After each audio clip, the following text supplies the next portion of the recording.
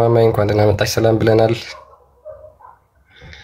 ኦኬ ወደ ቶፒካችን ስንመለስ እንግዲህ ያው መልካም ልደት እያሉ ነው። መመለስ የምትፈልግ ከሆነ ሜቢ ካለህ የለም ይመስለኛል። ሲመለስ በቃ ይላችኋል። እስከዛኛ ቶፒካችንን ነካ ነካ እናድርገው ማለት ነው።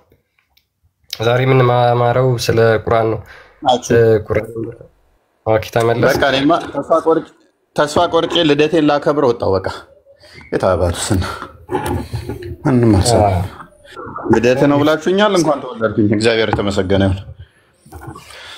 እኔ እኮ ተሳስታችኋል። በቀደም ነው 39 አከበር ነው ብዬ ስናገር 40 ማማዬ ደግሞ ስንተኛ ነው ቁጣሩ ማለት ደስ እንዳላችሁ ባለፈው 39 ብለናል ነበር። ለሴቶች ብቻ ነው ማን ነው እሱ በአመት 12 እንዲያከብሩ የፈቀደላቸው? እነሱ አዲስ ወንድ ከተዋወቁ ልደታቸውን ያከብራሉ አሉ። 2018 40 አሁን እንምንገባው አላልከም? ሶሻል ሚዲያ ላይ እኮ የተናገርከው ነገር አለ እኮ ቪዲዮ አለ። 2018 40 አሁን እንምንገባው አልከን። ሶ ገብተናል አልኩ እንዴ? በቃ ገብቻለሁ። ማመን ነው ዋናው። አይ ወይ የመሲሁ እኮ ታስታውስ ነበር ልደት፣ ነገር ግን ዳቦ ትቆርስልን ነበር። ያው ራሴን ሰለብሬት ላድርግ ነው። አሁን በቃ ሃፒ በርዝዴይ በልተፈለክ ራሴን ልጋብዝ ነው። ኤፌሶንማ በአመት ሁለቴ እኔን ያከበረችው ራሱ ልደት ስለምንትን ኬክ ስለምትሰራ ለራሷ ስለምትበላ ማለት ነው። በአመት ሁለቴ እኔ አውቄ ኦኬ እሺ አልኳት ዝም ብዬ። ያለው ቲክቶክ ላይ መጥቼ መልካም ልደት ማማዬ ምናምን ይላሉ። ጉድ እኮ ነው። ወልዶ ያክብሩ ልጃቸውን ዝም በያቸው። እስከ 40 እስከ ምናምን እድሜ አይከበርም ጎበዝ። ያው ልደት አሁን እንመለስና ወደ ቶፒካችን። እንኳን ተወለድክ ብለውሃል። ያው እንግዲህ አመሰግናለሁ ብሏችኋል ሁላችሁንም። ኦኬ እሺ ወደ ቶፒካችን ስንመለስ ዛሬ የምንማማረው ያው ስለ ቁርአን ነው ብያችኋለሁ። ቁርአንን ማን ጻፈው ማለት ስለ ቁርአን ዲቴይል ስንገባ እያንዳንዱን ምዕራፍ በተመለከተ ማለት ነው በጣም ብዙ ጥያቄዎች መነሳት ይችላሉ። ቁርአን ማን ጻፈው የሚለው የመጀመሪያው ጥያቄ ነው። ቁርአን ለምሳሌ በአንድ ጥራዝ ተሰብስቦ ማን ጻፈው? ነብዩ ነው የጻፈው? አላህ እንዲጻፍ አዟል? የሚሉት ጥያቄዎች በጣም በተከታታይ ደግሞ ይመጣሉ ማለት ነው። ማን ጻፈው? የሙሐመድ ኦርደር ነው ወይስ ደግሞ አላህ አዞ ነበረ?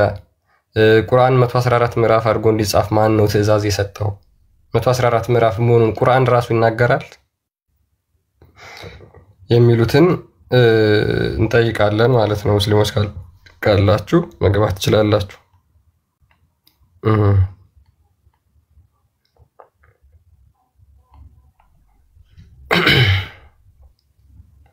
እና ምክንያቱም ብዙ ጊዜ አይታችሁ ከሆነ መጽሐፍ ቅዱስ ላይ የሚያነሷቸው ጥያቄዎች አሉና ይሄንን ማን ጻፈው? ይሄንን ማን ጻፈው? የዮሐንስ ወንጌልን ማን የጻፈው? የማቴዎስ ወንጌልን ማን የጻፈው? እንዴት መጽሐፍ ቅዱስ የፈጣሪ ቃል ተብሎ የማቴዎስ ወንጌል ይባላል? እንዴት የዮሐንስ ወንጌል ይባላል? የፈጣሪ ቃል እንዴት እንደዛ ተብሎ ይሰየማል? የሚሉ በጣም ብዙ ትችቶች ሙስሊሞች ይናገራሉ። እንዴት ይባላል? አንተ እንዴት ይባላል? ያ ወይኔ ዛሬ ነው ያወቅኩት። የጂኒ ምዕራፍ መባል ነበረበት።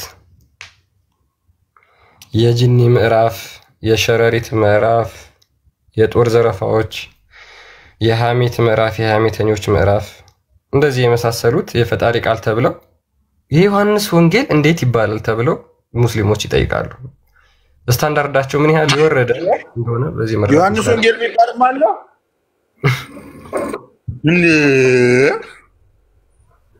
አትለኝም። የምታውቀው የማንን ነበር አንተ? እኔማ የማውቀው ኢየሱስ ወንጌልን ብቻ ነው። ነበር የምታውቀው? ቁርአንም በቃ የሙሐመድ ብቻ ነው ያለው አይደለ? አዎ ቁርአን የሙሐመድ ምዕራፍ የሙሐመድ ብቻ ነው። የሙሐመድ ቃል እሱም ብቻ ነው የሙሐመድ ነው።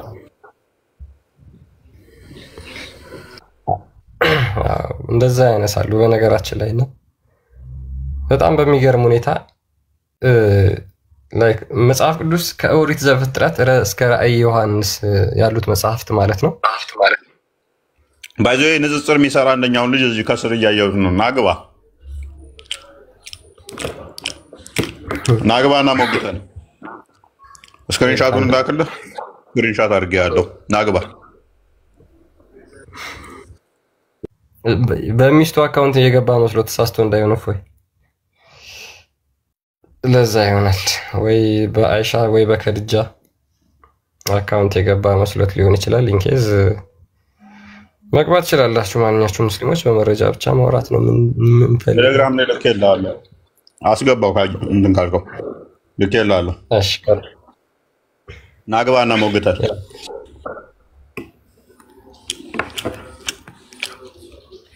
ዋው ደስ ይለናል። እኔ እኮ መጀመሪያ ሲገባ አይቼዋለሁ ታውቃለህ። ተጠራጥሬ ነበርና ይግባ በጣም ነው ደስ የሚለኝ። ያ የሚስቱ እየበላን ለብላ አትወድም ይባላል።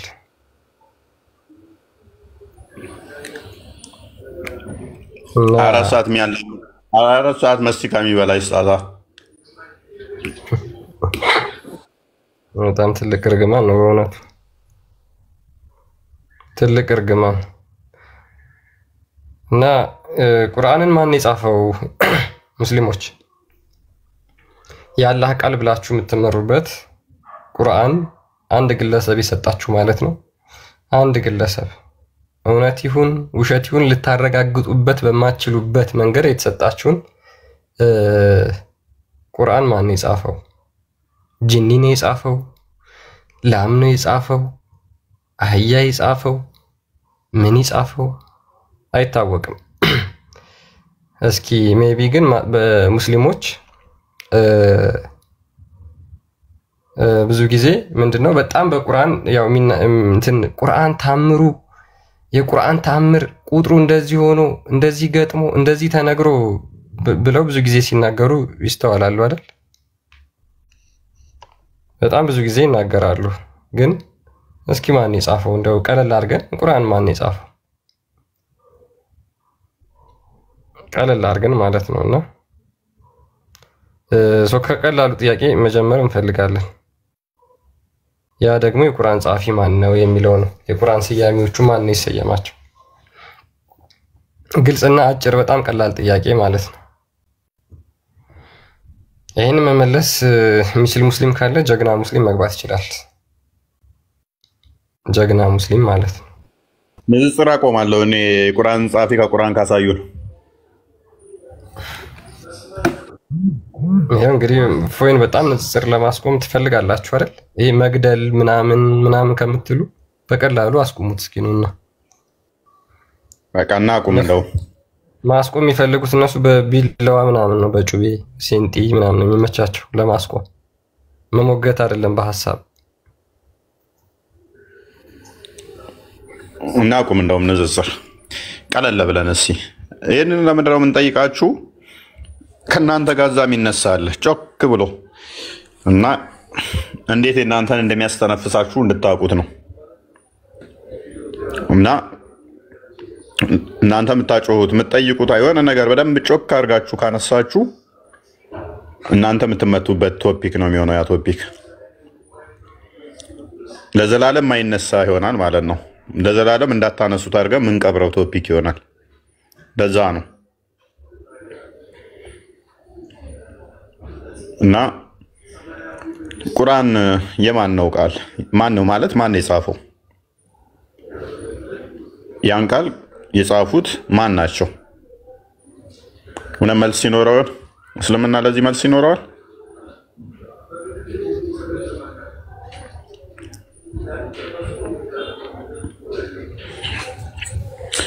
ኦልራይት ድንበሩ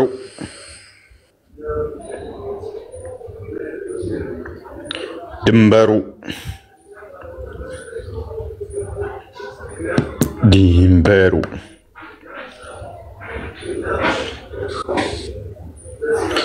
ኦልራይት የቁርአንን ጻፊ እኔ ልንገራችሁ ማለት ማይክሽን አንሺ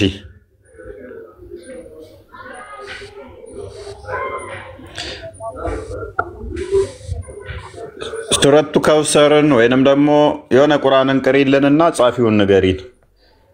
ሙስሊም በነበርሽበት ሰዓት ምን ተብለሽ ነው የተማርሽው? ድምፅሽ ርቋል። ኤርፎንሽን አውጪ።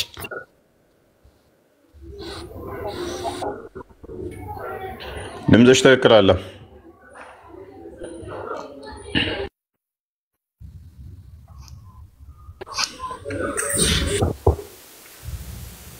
ወይ አሁን ይሰማል? አሁን ይሰማል። እሺ እንኳን ተወለድክ ካልኩ አሁን ሳልተሰማችሁ ሃፒ በርዝዴይ ምን ማለት ነው? እኔ ምን አውቃለሁ? ኮሜንት ላይ ሲልኩ ነው። እኔ በድምጽ አልኩላለቅ እና እኔ ገና ዛሬ ነው የተወለድኩት። ገና ሁለት ጸጉር ሰውዬ እንኳን ተወለድክ ትላለች እንዴ? እንኳን ተወለድክ ሁለት ጸጉር አብቅያለሁ እኮ አንቺ እንኳን ወለድክ ብትሉ ጥሩ። አሁን ቀጥይ የተጠየቅሽው ምንድን ነው የጠየቅኩ?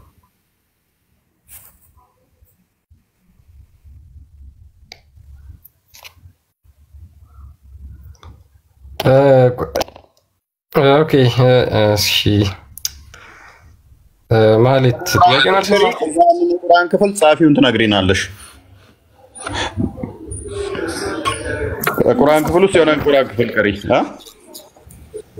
እኔ ጸሐፊን አላቀውማ አላቀውም ብለሽ እና ምን ብለሽ ተሸመድጂ ነው የኖርሽው? አይ የአላህ ቃል ስለሆነ ማን ጻፈው ብላችሁ ያንን ያላህን ቃል ማን ጻፈው?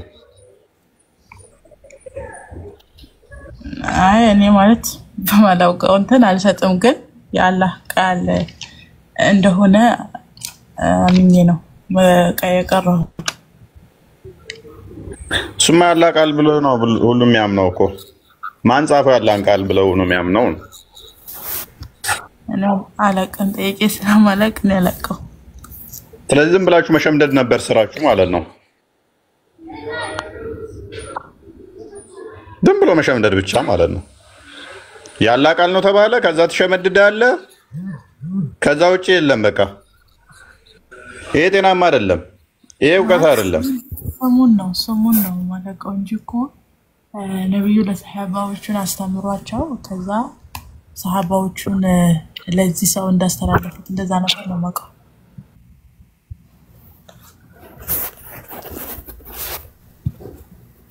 ሰማላ ትሰሚያለሽ? አዎ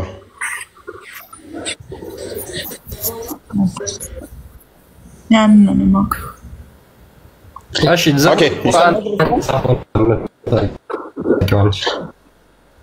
ይሰማል? ምን አተሳከለል? አሁን ሙሉ ቁርአን 3 ደቂቃ እያለ ነው የካውንት ዳውን ነው። ችግር የለውም። እስኪ ዝም ብሎ ካውንት ዳውን ነው እያደረገ ያለው። ኖ እንትኑን አስተካክሉ። እንትን እንደሆነ የሚገጣጠሙትን አገጣጥማቸው። እሱ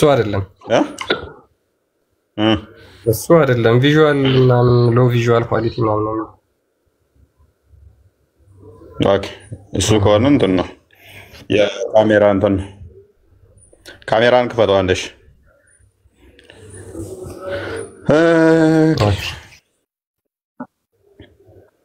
ስለዚህ እስልምና ውስጥ ምንድነው? ቁርአን ትሸመድዳለህ፣ ያላህ ቃል ነው ትላለህ። ማን ነው የጻፈው? ምንም የሚታወቅ ነገር የለም። በቃ መሸምደድ ብቻ ነው ዋናው ነገር የሚጠበቅብህ። አንተ ጨለማ አታድርገው፣ መሸምደድ ብቻ ነው ዋናው ነገር፣ ሸምደድ ብቻ። ይሄንን ማድረግ ከቻልክ ዋናው ይሄንን ማድረግ የምችል ከሆነ አንተ ቁርአንን ተሸመደድክ፣ እንደፈለገ ክርስትና ላይ ጠይቅ። እንዴት እንደዚህ ይባላል እያልክ መጠየቅ ትችላለህ ማለት ነው። መፍትህ ነው። ክርስትናው ላይ ግን መጠየቅ አትችልም፣ አልተፈቀደልህም። እሱ አልተፈቀደልህም ማለት ነው።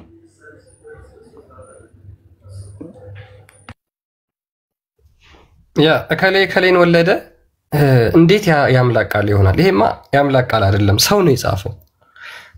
ሰው ነው የጻፈው። አብርሃም ይስሐቅን ወለደ፣ ይስሐቅ ያዕቆብን ወለደ እያለ የሚቀጥል የዘር ሐረግ ትረካ ይሄ የአምላክ ቃል እንዴት ሊሆን ይችላል?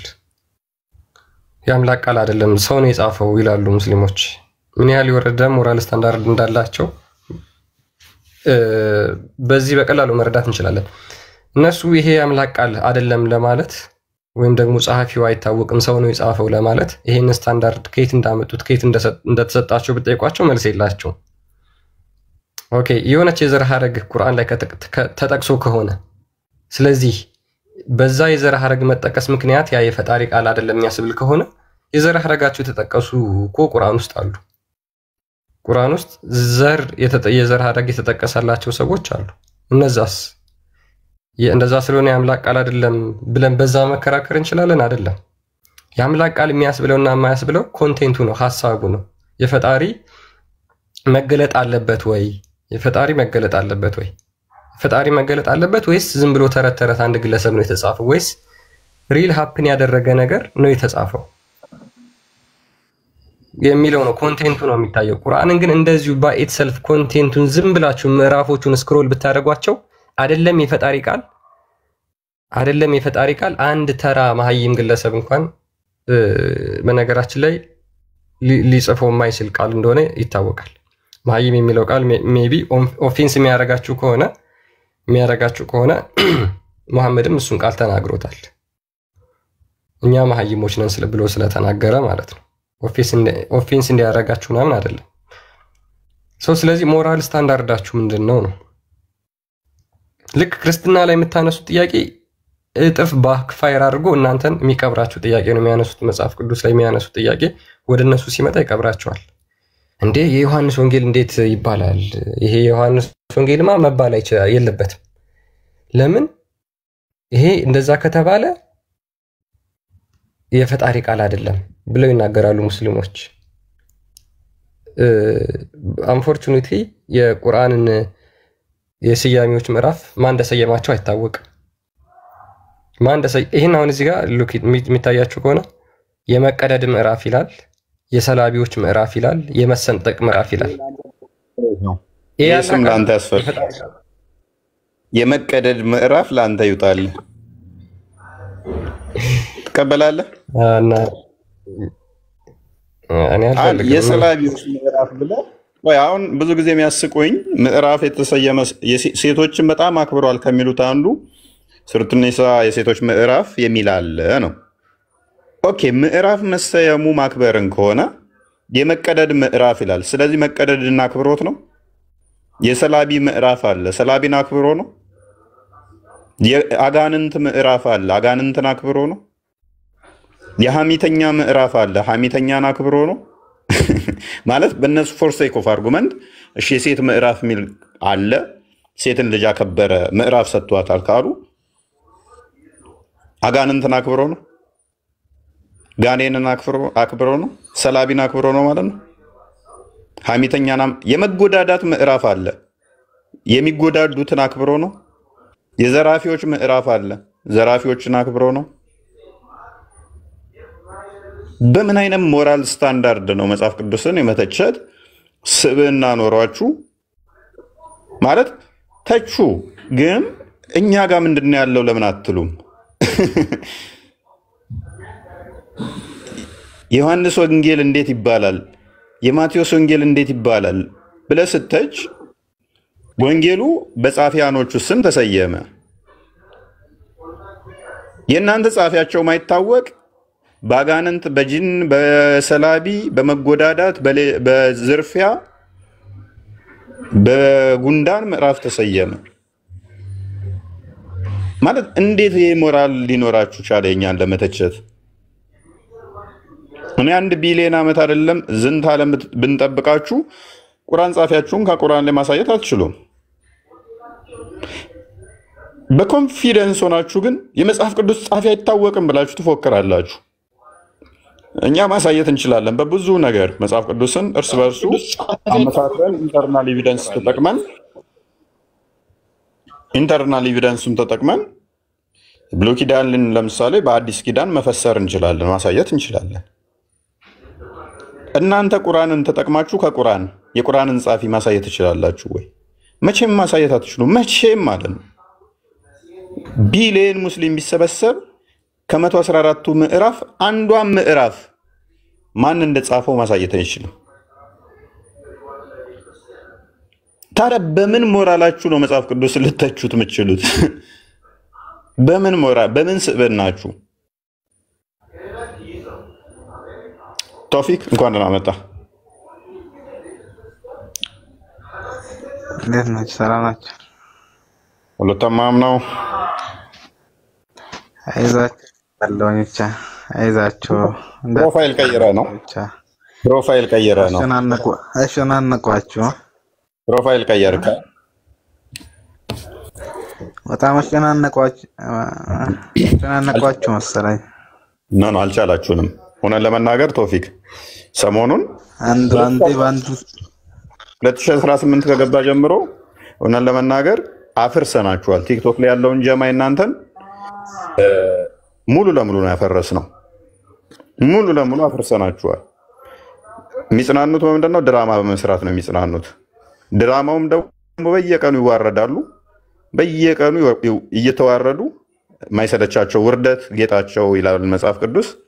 ነውራቸው ክብራቸው የተባሉ ነውራችሁ ክብር ሆኖባቸው ነው እንጂ ውርደት አልሰለቻቸውም። እኛ ጋር አሁን እንደዚህ አይነት ውርደት ቢመጣ እኔ ቲክቶክን ጥዬ መጠፋ ይመስለኛል። እንደዚህ ድራማ ለመስራት ምን አይነት ሞራል ልዕልና ቢኖራችሁ እንደሆነ አላውቅም። ውርደት ክብር እንደ ክብር የለበሱ ማለት ነው እንጂ ሙሉ ለሙሉ አስተምሮታችሁን እስከዛሬ ገነባችሁትን ንደነዋል፣ አፈርሰነዋል። ኤኒዌይስ ስለዚህ ምንም ያስጨንቀን ነገር የለም። እኛ ጋር ፈታ እያልን ነው እንትን የምንለው። ካየህ እኮ ጀማው ተሰብስቦ አልቻልንም ያለው እናንተ ጀማ ነው። ቶፊክ ከፍ አድርጌ ሂምሌክ ከማድረግ በፊት ከሰርቶልና ቶፒኳ ላይ ብቻ ታወራለህ። ምክንያቱም ከኛ ውስጥ አልቻልንም ስለዚህ እናስወግድ ያለ አንድ ንጽጽር የሚሰራ የለም። ሙስሊም እከሌ የሚባሉትን እናስወግዳቸው ስለዚህ አልቻልናቸውም ብለን አላልንም። የእናንተ ኡስታዞች ግን መጨረሻ ያደረጉት ምንድነው? ስላልቻልን ያለን አማራጭ ማስወገድ ነው ብለው የተወያዩት የእናንተ ነው። ቃል በቃል አልቻልንም ብለው ያሉት የእናንተ ናቸው። ስለዚህ አንድ አይደለም ብዙ ኡስታዞች ቪዲዮዎችን ልናስደምጥ ስለምንችል ማለት ነው። ስለዚህ አሁን ቶፒክ ላይ ብቻ ፎከስ እናድርግ አይሻልም? ቶፊክ ስምህን ስለቀየርክ ኡስታዝዬ አውቄሃለሁ፣ በድምጽ አውቄሃለሁ። ልጆች ጥሩ ናቸው፣ እየተማሩ ነው። እሺ መልካም።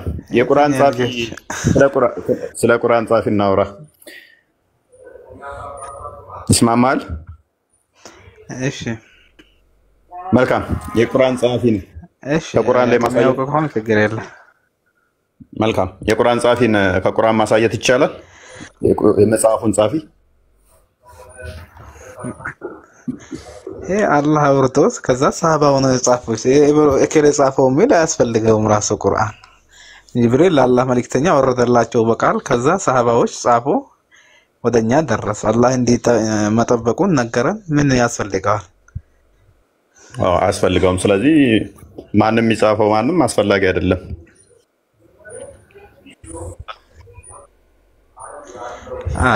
ከአላህ መልእክተኛ ስለመጣ ስለታወቀ ከዛ ከሰሃባዎች ያለ መጣ።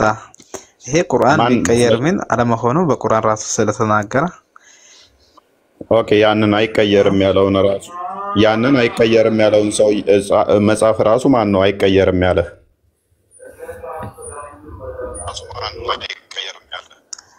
ያለው አምላክ ነው፣ አላህ ነው።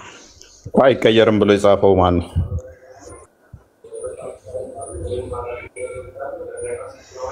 አይቀየርም ብሎ የጻፈው ጅብሪል ነገራቸው።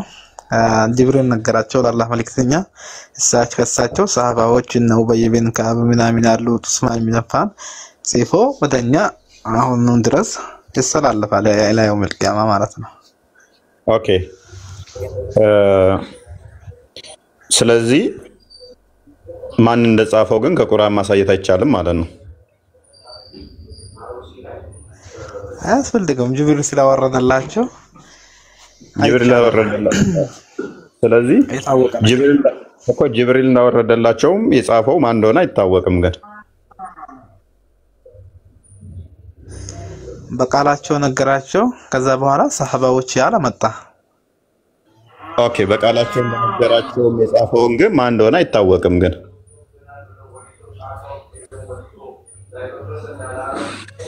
በቃላቸው ከነገራቸው ከዛ ከነገራቸው በኋላ ኡበይ ብን ከዓብ ወህይ የሚጽፉ ሰሃባዎች ነበሩ። ከሳቸው ያለ ከዛ መጣ። ሐዲስም ተጽፏል ቁርአን ይቅርና ማለት ነው። ወይ ሐዲስ የተጻፈው ነብዩ ከሞተ ከስንት መቶ ዓመት በኋላ ስለሆነ ቁርአኑ ላይ አሁን ቅድሚያ ቁርአኑ ላይ ያው ማሳየት ይቻላል።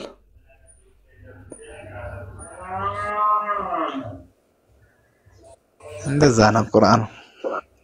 የለም ማለት ቁርአን ላይ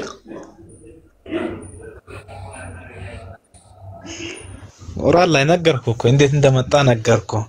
ቁርአን ዑመር ጽፎታል፣ አቡበክር ጽፎታል ይልፈለክ ሙስሊም ይነግራል። ቁርአን አወረደላቸው አላህ መልእክተኛ ጅብሪል። ከዛ ወደኛ መጣ እንደዚህ ያለ ማለት ነው። ከሰሃባዎች ኢብኑ ዑመር የሚባል ሰሃባ ጻፉ ማለት ምን ያስፈልገዋል? ከአምላክ ዘንድ ያወረደ ነው። ከአምላክ ዘንድ ስንት ምዕራፍ ነው ያወረደላቸው?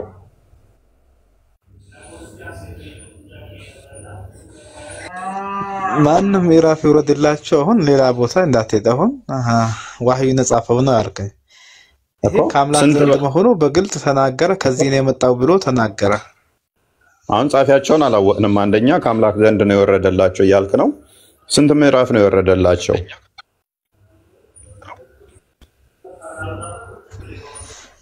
ምዕራፉ የፈለገም ይሁን አሁን መውረዱ ነው። አሁን ማን ጻፈው ነው ጥያቄ። ሌላ ቦታ የት ስለሆነ ነው። ቆንጆ። ስለዚህ ምዕራፉ ስንት እንደሆነ አይታወቅም፣ ጻፊው ማን እንደሆነ አይታወቅም። ኦኬ። ስለዚህ ቁርአን ጻፊዎችን በምንድን ነው የምታውቃቸው?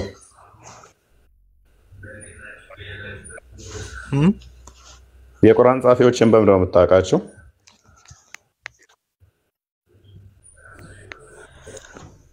ቁርአን ጻፊዎች አሉ እኮ አንደኛው ከአምላክ መሆኑ ግልጽ ሆኗል። የእናንተው ስላልሆነ ነው የቅድም ያልከው። ሁለተኛው ሰሃባዎች ጽፎታል። ከአላህ መልእክተኛ አንስቶ የአላህ መልእክተኛ ጻፉ ብሎ ያዙ ነበር ሰሃባዎችን ማለት ነው። ቶፊክ ከአምላክ ለመሆኑ ምንድነው ማስረጃ? ግልጽ ሆኗል አልክ። ከአምላክ ለመሆኑ ምንድነው ማስረጃ? ከአምላክ ለመሆኑ ማስረጃ ብዙ ቦታዎች አሉ። አላህ በሱረቱ ሹዓራ ላይ ወኢነሁ ለተንዚሉ ረቢል ዓለሚን ነዘለ ቢሂ ሩሑል አሚን አላ ቀልቢከ ሊተኩነ ሚነል ሙንዚሪን ይላል። እሱን ጻፊው ብሎትስ ቁርአን የወረደው ከአላህ ዘንድ ነው። ከዓለማቱ ጌታ ነው። ከዓለማቱ ጌታ ነው። ስለዚህ እሱን ያለው ጻፊው ወስደው እሱን ያለው ጻፊው ላለመሆኑ ምንድነው ማስረጃ?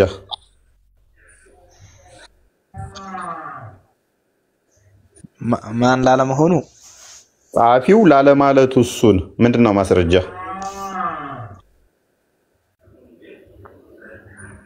ጻፍ የእሱን ነገር አይጨምርም። ቁርአን አይጨመርበትም፣ አይቀነስበትም። እንደማይጨምር ማን ነው ዘነ ዚክረ ወኢና ለሁ ለሐፊዙን ብለዋል አላህ። ቁርአን አውርደነዋል። ቁርአንም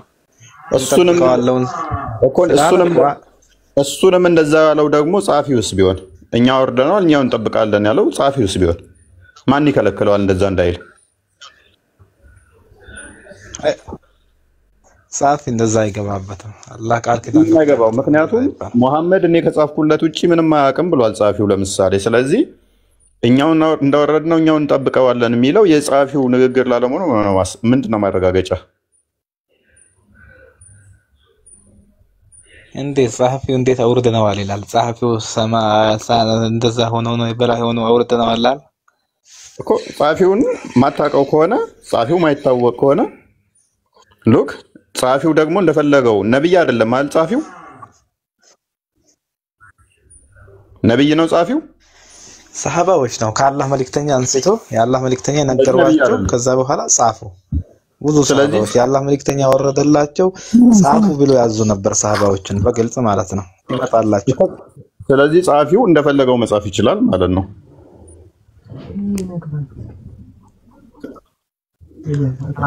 አልኩ እኮ ምንም አይጨመርበትም አይቀነስበትም። ያን አምላክ እኮ እንደማይጨምር እንደማይቀንስ ምንድነው ማስረጃ? ሰሃባዎች ያለው ቁርአን ይሄ ነው። አልተጨመረበትም አልተቀነሰበትም። ማን ያለ ምን ላይ ነው ያለ? ማን ያለ?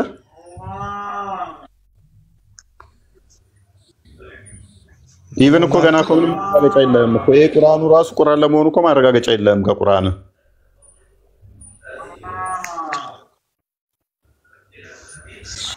ቁርአኑ ምን ለመሆኑ ቁርአኑ ምን እንደሆነ ገና እኮ ማረጋገጫ የለህም። መቼ እንደወረደ ማን እንደጻፈው ምንም የሚታወቅ ነገር ገና ስለሌለ ማለት ነው። ይሄንኛው ለምሳሌ በ7ኛው ክፍለ ዘመን ይጻፍ፣ በ20ኛው ክፍለ ዘመን በምድር ብታውቀው የወረደውማ በአላህ መልእክተኛ ዘመን ነው። በ15ኛው ሴንቸሪ ላይ ላለመሆኑ ምንድነው ማስረጃ? ይሄ በ15ኛው ሴንቸሪ ላይ ላለመጻፉ የመጻፍ ምንድነው ማስረጃ? በቁርአን ላይ ማለትም መሐመድ ከሞት አንተ ከምትለው ከ700 ዓመት በኋላ የቁርአን ላለመጻፉ ሲማስረጃ ከቁርአን ላይ ስጠኝ።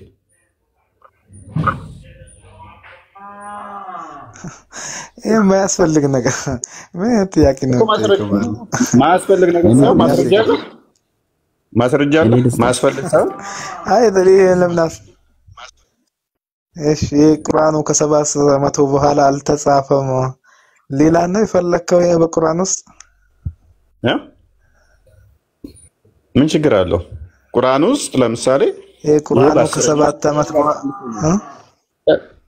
ከ700 ዓመት በኋላ 7 ዓመት አይደለም ያልኩህ፣ ከ700 ዓመት በኋላ ላለመጻፉ የቁርአን ከቁርአን ውስጥ ማስረጃ አለ?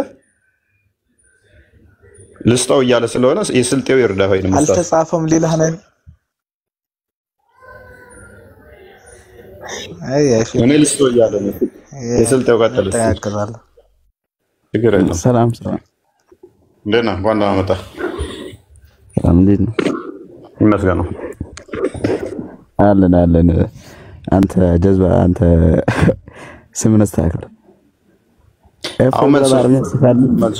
መልሱን ኪንግ ለማድረጃው ኪንግ ነኝ። እሺ መልስ ተማሪ ጨርሼ ደውስ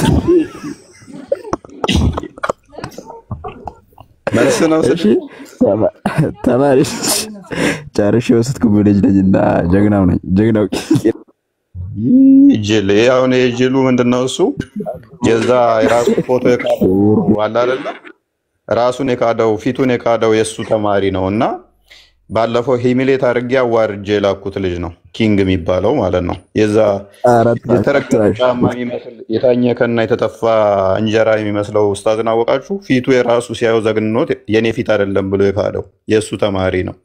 እና እኔ ጋር መጥቶ እንደሚማር እንትን ብሎ ከዛ በኋላ እኔ ቦታም አልሰጠውም። አይተሃል፣ ንቄ ነው የተውኩህ። ምክንያቱም እኔ ብዙ ልጆች የሚመጡ ስላሉ ደንታይም አይደለም መጣ አልመጣ ተማር ብዬ ነው የላኩት። ቆይ ከዛ ወደ ምን አደረገ? ሴቶቹን እየዞረ ያወራል ማለት ነው። ሴቶቹ ወዲያው መረጃ ላኩልኝ ማለት ነው ከእስልምና የወጡት። ከዛ ሄዶ እንደ ጀግና ያ ፊቱን የካደው ኡስታዝ ጋር ጀግና አሁንም እያወራው ነው ከስሩን በቃ ከስሩ እና አክቹአሊ ፊቱን የካደው ኡስታዝ የሱ ተማሪ ነው እንዲሰልል ተልኮ መጥቶ ማለት ነው። ከዛ ልጆቹ አዋረዱት።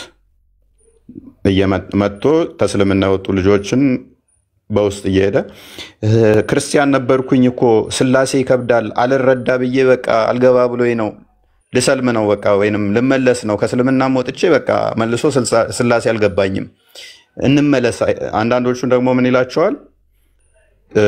ነይና ይሄው ፊቱን የካደው ኡስታዝ ጋር ማለት ነው እፎይ የራቁት ፎቶ ዞቢ ነው በይ እና ሻዳ ያዢና እዛ እናዋርደው እፎይን። ልይቷ ምን ብላ ነው የመለሰችልህ? ወራዳነ ቆሻሻ እፎይ እንደዚህ አያደርግም ብላ ላከችህ ማለት ነው። አይ ገንዘብም ከሆነ እኛ ገንዘብ እንሰጥሻለን፣ ግን እፎይ ምን በይው ራቁት ፎቶ ዞብኛል በይና ተዛ ሻዳ ትይዣለሽ የተረገጠ ጫማ የሚመስለው ጋር ከዛስ እኛ እያንዳንዱን ነገር ከጎንሽ እንቆማለን። እኔ በቅንነት በታማኝነት በእውነት ስለምሰራ የምመሰክርለት ጌታ ይጠብቀኛል። እንደናንተ ተንኮልና ሴራ ቢሆን ገና ድሮ ወጥመድ ውስጥ ከታችሁ ነበረ። የራሳችሁ ልጅ አዋረደች፣ እኔ ደግሞ አደባባይ ላይ መጥቼ ገስት አስገብቼ ሰቅያ አዋረድኩህና ወደ ቤት ላኩህ ማለት ነው። ወራዳ እንደ ክብር አሁን ስሙንና ፕሮፋይሉን ቀይሮ መጥቶ ደግሞ ይናገረዋል። አለማፈር። ኤኒዌይስ ወደ ቶፒካችን እንመለስ። እነኚህ ሰዎች ከምር ውርደት ጌጣቸውና ልብሳቸው ባህላቸው ሆኗል ማለት ነው። በዚህ መጠንማ እንትን ካሉ ኡስታዝ ቶፊቅ ተመለስ ካለህ ይሄ ባለጌ ነው። ሶሪ እኔ ኡስታዝ ያኛው ኡስታዝ ጥሩ ነው ጸባዩ። አወቀው ቶፊቅን አረብኛ ኡስታዝ ቁርአን የሚያስቀራው ነው። ያ እኔ መጀመሪያ ዝም ብዬ ነበር ያስገባሁት። ከዛ ሁለተኛ ወረድና ድጋሚ ገባና መዋረድ የማይሰለቻቸው እለት እለት ካልተዋረዱ ደስ አይላችሁ። ማውናውንማ አንድ የበሳበሰ ዝናብ አይፈራም አይደል የሚባለው? መዋረድ መዋረድ መዋረድ ክብር ይመስላችኋል? ውርደት ደግሞ እኮ ሰራንለት ብለው እኮ አወሩ እኮ ደግሞ ሚሽናችንን አሳካል ሰራንለት። እፎይ ምንም እኮ አልሰራችሁልኝም። እኔ ለምሳሌ አንድ ከእስልምና የመጣ ሰው ተመልሶ ወደ እስልምና ቢሄድ እኮ እፎይ አይጎዳም። ምንም እኔን አልሰራችሁልኝም። ሄዳችሁ ምንድን ያላችሁ? ገንዘብ እንስጣችሁ ተመለሱ ነው ያላችኋቸው ልጆቹን። አንዳንዶቹን ደግሞ ያላችኋቸው ፎቶ ራቁት እፎይ ይዞብናል በሉና እንደዚህ ኑና መስከሩ ነው ያላችኋቸው። ይሄንን ያላችኋቸው ልጆቹ ግን ነው አንፈልግም፣ እኛ ወደን ፈቅደን ነው ወደ ክርስትና መምጣት የፈለግነው፣ ስለዚህ የእናንተ እንትን ውስጥ አንገባም ብለው ነው የመለሱላችሁ። ለምናችኋል፣ ስንት ቀን ለምናችኋቸዋል። ሰው እኔ ምንም የምታዋርዱኝ ነገር አይኖርም። መጥተው እንደዛ ብለው ሻዳ ቢይዙ እንኳን መረጃ እኔ ላይ ማምጣት ስለማይችሉ እኔ እንደዛ ስለማል እንደዛ ብላችሁ የራሳችሁን ሰው ድራማ ብትሰሩ እንኳን እኔ እንደማልል ማንም ያውቀዋል። እኔ ላይ መረጃ ማምጣት አይችሉም። ግን የመጡ ልጆች ራሳችሁን አባረሯችሁ፣ ከዛ ቤታችሁን ከፍታችሁ ዋው ሚሽናችን ተሳካ ሰራን፣ ኪንግ እንደዚህ አድርጎ ሲሰራ ነበር ምናምን ብለው አለማፈራቸው ላይቭ ከፍተው አወሩት ማለት ነው። እኔ ነኝ እኮ ላይቭ ላይ አስገብቼ አዋርጄ ሂምሌት አድርጌ ቆሻሻ መሆንህን ህዝብ ፊት ተናግሬ ሴቶች ተጠንቀቁ ከዚህ ላይ ብዬ የሸኘሁህ እኔ ነኝ። ከዚህ ውርደትህን ለመጠገን እነኛ ኡስታዞች ንጽጽር የሚሰሩት የራሱን ፊት የካደው ሰውዬም ቤት አስገብተው ሚሽናችንን አሳካልን አሉ። አህባሽ ነኝ ብሎ ነው በመጀመሪያ የመጣው ይሄ ልጅ። አይ ዶንት ኖ ድራማ ሰራ። በመጀመሪያ እዚህ ገባና ሲጠየቅም እንደማይመልስ ሆነ። ሄደና እዛኛው ኡስታዝ ጋር ይሄ ሁሉ ቀን ድራማ የሚሰራው አለ አይደል? እሱ ጋር ሄደና አንተ ለምን ትቀጥፋለህ ምናምን ድራማውን ሰሩት። ተለቀቀ። ከዛ ከእስልምና ወጥቷል ተባለ ማለት ነው። ገባሽ? ከዛ ይሄ በየቀኑ የሚስቶቹን ሻዳ የሚያስይዛቸው ሁሌም የሚዋረደው ኡስታዝ አለ አይኑ ሊፈነዳ የደረሰው እሱ ጋር ሄደና ድራማውን ሰራ። ከዛ መጣኛ ጋር ማለት ስጠይቀው ኖ ማይመች ቦታ ነኝ አለኝ። አንዱ ለቀን አንድ ማይመች ቦታ ነኝ አለ። ከዛ እዚኛው ጋር ፊቱን የካደው ኡስታዝ ጋር እዛም ሄዶ እንደ እንትን አክት አደረገ ማለት ነው። ድራማውን ሰራ። ከዛ ድራማውን በደንብ ተጫወቱትና መጣ ማለት ነው። እኔ ጋር መጡ። ከዛ ወዲያ ለካ ሚሽኑን እነሱ እያመቻቹ ነው። እኔም ምንም እንትን አልለኝም። ስለዚህ ስጠይቀው ማይመች ቦታ ነኝ ቤተሰብ ምናምን ይላል። እሺ ትጠይቃለህ? አይጠይቅም። እሺ ትመልሳለህ? አይመልስም። ከዛ ኦኬ እንደዛ ከሆነ ጥያቄ አለ ማይመች ቦታ አደጋ ውስጥ ስለሆንኩ ነው። እሺ በቃ በውስጥ ሲል በውስጥ እሺ ና ብዬ መምህር መደብኩለት ማለት ልጆች የሚማሩበት ጋር እንትን አለ። ከዛ ወዲያ ምን አደረገ? ሴቶቹን ውስጥ ለውስጥ እየሄደ እፎይን እንዲናዋርደው እፎይን እንዲናድርገው፣ አንዳንዶቹ ደግሞ ገንዘብ እንሰጣችኋለን። ይሄ የድሮ ኮንጎ ጫማ ነው፣ ቆዳ ጫማ ታውቃላችሁ? ጭቃ ይነካውና ሲደርቅ የሆነ ቁርፍድ ብሎ ሲያረጅ ጥልግ የሆነ እንትን ይላል። የሆነ ጭቃው ላው ላይ እንትን ብሎ ይሄ በድሮ ጫማ ገጠር ላይ ምናምን ታውቁት ሆነ። እሱን የሚመስል ፊት ያለው ኡስታዝ አለ ንጽጽር የሚሰራ የራሱን ፊት ዘግኖት የጠላው የኔ አይደለውም ያለው እሱ ጋር ኑና ሻዳ ያዙ። እፎይን ደግሞ ራቁት ፎቶ እዞብን ነው በሉና ዋርዱት እያለ ይላቸዋል። ሴቶቹ ለካ ከንክኗቸው አላስችል ብሏቸው ነገሩኝ ማለት ነው። ማይተዋወቁ ሴቶች ያው ከዛ 2-3 መረጃ ሲመጣልኝ ፈለኩት። ከዛ ገስት ሊያስገብቼ ሂምሌት አደረኩትና አደባባይ ላይ አዋርጄ ላኩት ማለት ነው። ከዛ ወዲያ ምን አሉ? ተደሳሰቱ እነሱ። ሚሽናችንን አሳክቶልናል፣ ጀግና ነው፣ እቅዳችን ተሳካሉ ማለት ነው። ወራዶች፣ ወራዳ ናችሁ፣ አለማፈራችሁ። ኤኒዌይስ ወደ ቶፒኩ እንመለስ። ያ ደግሞ ቁጭ ብሎ ከስር ያዳምጣል። የምር እኔ አንተን ቢያደርገኝ ስልኬን ወርሬ ነበር የምጥለው። ይህን ውርደታቸውን ያዳምጡታል፣ ደግሞ ይወዱታል። የሚያደርጉትን ነገር ውርደት ክብራቸው ስለሆነ በጣም ነው የሚያሳዝነው። በነገራችን ላይ ይህን ለማድረግ በጣም በብዙ በጀት ነው ልጁ ተበጅቶለት ይህን እኮ የመጣው እርግጠኛ ነኝ። ምክንያቱም እያንዳንዱ ነገር በገንዘብ ስለሆነ የሚያስቡት ሙስሊሞች ንጽጽር የሚሰሩት እዚህ ያሉት ቲክቶክ ላይ ያሉት ኡስታዞች እያንዳንዱ ነገር እንቅስቃሴያቸው በገንዘብ ነው። በገንዘብ ከዛ በማስፈራራት በሴራ በውሸት በጣም ይዋሻሉ። በጣም ነው የሚዋሹት። እያንዳንዱ ነገር እንቅስቃሴያቸው በጣም ብዙ ውሸቶች ሰምቻለሁ። ቲክቶክ ላይ እንዳሉ ኡስታዞች የሚዋሽ ግን እስካሁን አንድም የለም። አንድ ቪዲዮ ስለነሱ ካያችሁ ያ ቪዲዮ በሙሉ ውሸት ነው። የሚጀምሩት ከምንድን ነው? ከውሸት ነው የሚጀምሩት። ተሳስተው በስህተት እንኳን ወለም ብላችሁ አፋቸውን እውነት አያወሩም። በጣም በሚያሳዝን ሁኔታ ማለት ነው። እንደዚህ አይነት መገለጫቸው ስለሆነ ለዛ ነው በሴራ በውሸት የመጣል ስለሆነ ነው ያስገብተ ነው ድጋሚ ሁለተኛ ተዋርዶ የወጣው ማለት ነው። እኛ ወደ ቶፒካችን እንመለስ። አሁንም ካላችሁ ገብቶ መዋረድ የሚፈልግ ካለ አሁንም መግባት ይችላል። በዚህ ሆይ ኤኒዌይስ ያ አይ እኔ ላይ እኮ ሰራንልህ ምናምን ሲሉ እኮ ነው የሚያስቀኝ። እኔ ምንም እኮ የምሰራልኝ ነገር የለም። ምንም የምሰሩልኝ ነገር አይኖርም። ሰው ለገዛ ነፍሱ ሲል ይመጣል፣ ለገዛ ነፍሱ ሲል ይጠፋል። ከኔ ጋር ምንም የሚያገናኘው ነገር ስለሌለ ማለት ነው። በሐሰት ግን እኔን ለመጣል መሞከር ይሄ መስራት ሳይሆን ራሳችሁ የሚያስገምታችሁ ነው። ንጽጽር ምሰራ ሆናችሁ በተለይም እንደዚህ አይነት ድራማ ውስጥ ባትገቡ ጥሩ ነበር። ሙስሊሞች ግን የለመዱት ስለሆነ ይመቻችሁ። ኤኒዌይስ ስለዚህ የቁርአን ጻፊያን እንደ ቁርአን 1 ቢሊዮን ዓመት ብንታገስ ማምጣት ይቻላል። 1 ቢሊዮን ዓመት ብንታገስ ማምጣት ይቻላል ያልን እንደሆነ መቼም ሊመጣ አይችልም። መቼም ማለት ነው። የቁርአን ጻፊያንን ከቁርአን ማሳየት ማይችሉ ከሆነ ሙስሊሞች ለምንድን ነው ታዲያ አክት የሚያደርጉት እኛ ላይ? እኛ ማሳየት በብዙ እንችላለን። የመጽሐፍ ቅዱስ ጻፊያንን ኢንተርናል ኤቪደንሶች ተጠቅመን የምናሳያቸው ብዙ ማስረጃዎች አሉ። ሙስሊሞች ግን እንደዛ ማድረግ ይችላሉ? አይችሉም። መቼ እንኳን እንደተጻፈ መጽሐፍታቸውን ከቁርአን ማሳየት ይችላሉ? መቼም አይችሉም። ኦኬ መጽሐፋቸው መቼ እንደተጻፈ የማያሳዩ ከሆነ ማን እንደጻፈው የማያሳዩ ከሆነ ስልጤው አስገባለሁ፣ እኔ ምላሽ ካለ አስገባለሁ፣ እኔ ችግር የለብኝም። ግን አሁን ገብተህም ስድብ ነው የምትሳደበው፣ ወይንም ደግሞ ሌላ ድራማ ውስጥ ነው የምትገባው። ናግባሽ ፎከስ አድርግና ቶፒኩ ላይ አውራ። ታወራለህ መላሽ ላይ ይሰማል። ዋሽታል ቶፒኩ ላይ ታወራለህ። ሄይ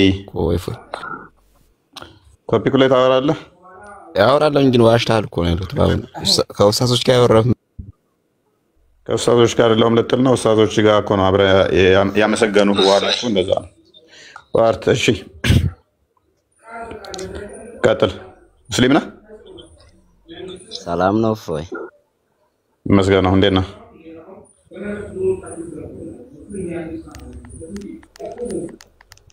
ሙስሊም ነህ ክርስቲያን? ተማለ ሙስሊም ነህ ክርስቲያን? ኦሮምኛ ትችላለህ? ቀጥል። በምችለው መለስ። ሙስሊም ነህ ክርስቲያን? ክርስቲያን ነኝ። ኦኬ ምን ልርዳህ? ኦሮምኛ ትችላለህ አይደለ? አዎ ቀጥል። እሺ ምን ያዳቀብዳይ ያዳሚቲ akkasumatti ejjennoo jabaadhu waaqayyoonni si biraa yaa dhaabbatu lafa jirtutti qulqulloota ergamoota malaaktota siif haa ergu akkasumatti diina keenya diiyaabiloos kan ittiin qaanee fannoo gooftaa Yesuus kan ittiin mormitu si haa taasisu bara jireenyaa kee siif haa eebbisu jireenya kee kamirratti iyyuu waaqayyoon ergamoota isaa ergee si biraa dhaabbatu sin jaaladha si wajjin jirrashi nu torra Tole galatomi jabaadha isinis. Eshi obboleessa keenya waaqayyo si haa eeguchi. Ameen ameen. ኦኬ እሺ ጀባድኑሽ ትርጉም ያለው ምንድነው? በርታልን መላእክቶች የመላእክቶች እርዳታና ጥበቃ ይለይህ አብረን ያለ ነው የባለመስቀሎቹ ባለማተሞቹ ነን በርታልን ያለኝ ወንድማችን። እሺ እናመሰግናለን። ዳጊ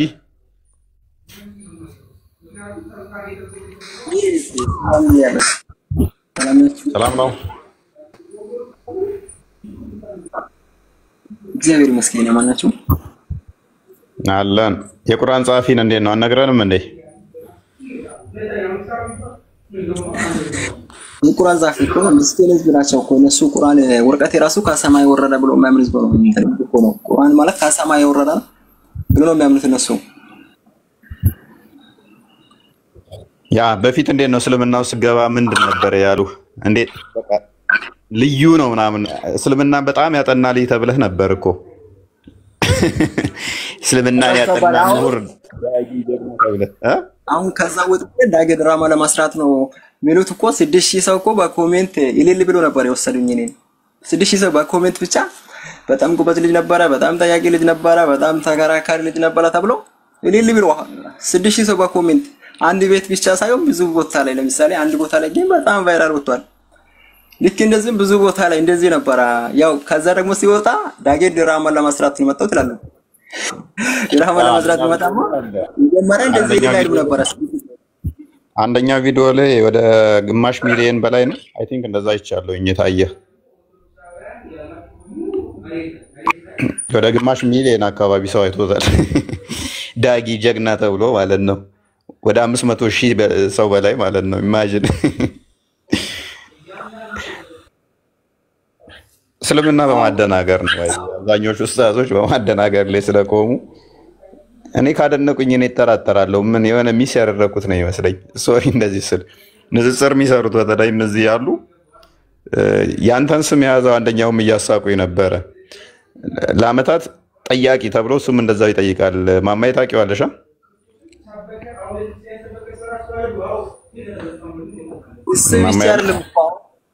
የሆነ ምስኪን ልጆችን እኮ ለምሳሌ ከክርስቲያና ወጡ ተብሎ ኢንተርቪው ለማስደረግ እኮ ኢትዮጵያ ውስጥ ያሉ ስቱዲዮችን እያዞሩ ኢንተርቪው ሲያስደርጉ እኮ ነው በጣም የሚገርመኝ።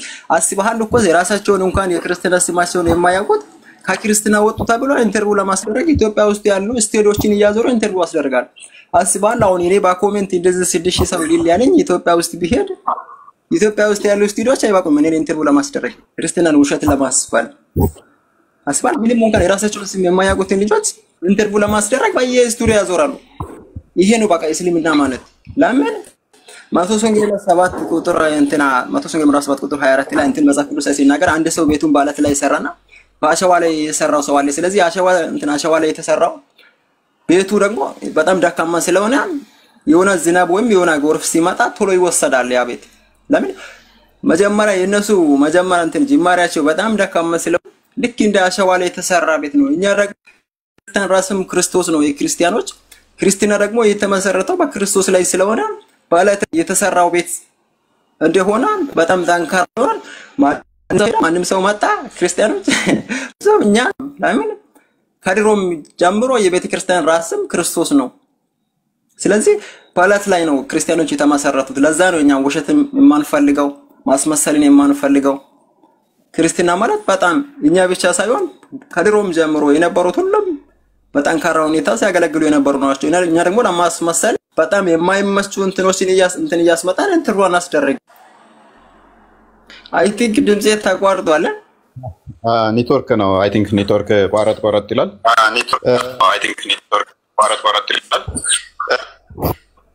ኦኬ ድራማ ምን ሰራ አለኝ ነኝ ድራማ ምን ሰራለት አምላክ አይኖርም። ሰው ሲመጣ ሲፈልግ ሲገባው እውነትን ሲረዳ ይምጣ። ግርግርን አንፈልግም። እኛ የተረጋጋ ህይወትና ሰላምን ነው የምንፈልገው።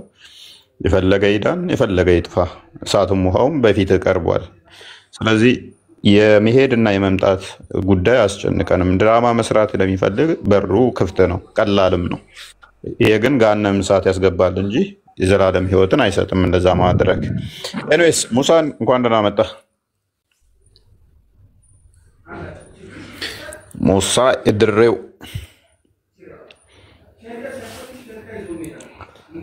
ሰላም ሁሉ ተማም ነው። እንዴት ነህ? ሁሉ ሰላም። እንዴት ናችሁ? ሁሉ ሰላም አለን ይመስገነው። አለን ይመስገነው። አትሊስት ሰላምታ ለመስጠት አክል ነው። ኦኬ ሀሳብ ካለ መቀጠል ትችላለህ። ክብሩ ይስፋ። ኖ የለኝም። ኦኬ እሺ ለሰላም እሺ ቆይ ትችላለህ? እሺ አባት ኦኬ ኦልራይት ቶፒኩን ሜቢ ላስታውሳችሁና ቶፒካችን ዛሬ ምንድነው? እሱ የቁርአን ጸሐፊያን ይታወቃሉ ወይ? ተደጋግመው በእስልምና የሚነሱ ልክ ቁርአን ላይ ምንም አይነት እንከን እንደሌለ ሁሉ ነገር የተሟላ ለማንኛውም ጥያቄ ምላሽ እንዳለው አይነት ነው የሚነገረው። ነገር ግን ቁርአን መቼ ነው የተጻፈው? ማን ነው የጻፈው? ስንት ምዕራፍስ አለው? ይሄንን ከቁርአን ማሳየት ማወቅ ይቻላል ወይ የሚል ጥያቄዎችን እየሰነዘርን እንገኛለን ማለት ነው። ሙባረክ እንኳን ደህና መጣ።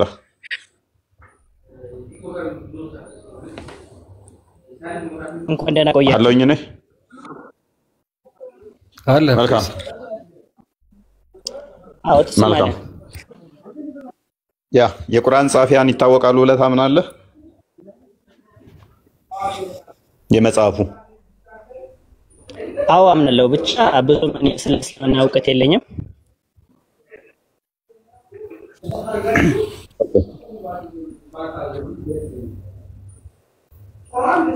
አይ ቲንክ እኔ ጋር ነው እሱ ጋር ነው የሚቆራረጠው። የእሱ ነው ያንተ ኖርማል ነው። ኦኬ ኔትወርክን አስተካክለው ወንድማችን። እሺ ጀማል ቀጥል። ኔትወርክ እየተቆራረጠ ነው። ያ መብሩክ ሜቢ ኔትወርክ ጥሩ አይደለም፣ ማስተካከል ትችላለህ። እሺ ይሰማል? አሁን ይሰማል። ቀጥል። ኦኬ ጥያቄውን ሰምተዋል? እሺ ምን ነበር ጥያቄ? የቁርአን ጸሐፊ ይታወቃሉ? ጸሐፊ ቁርአን ማን ይጻፈው? ብቻ ግን እኔ ብዙ እውቀት እስልምና ላይ ብዙ ቁርአን የጻፈው የነብዩ ተከታዮች ሰሃቦች ናቸው የጻፉት። ኦኬ ማን የጻፈው?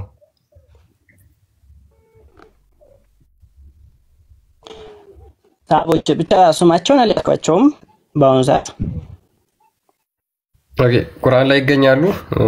የነብዩ ሰሃቦች ቁጥራቸው ሜቢ ስንት እንደሆኑ ከቁርአን እስኪ ቁርአን ላይ ይገኛሉ? የነብዩ ሰሃቦች እንደጻፉት የሚናገር የቁርአን ክፍል አለ?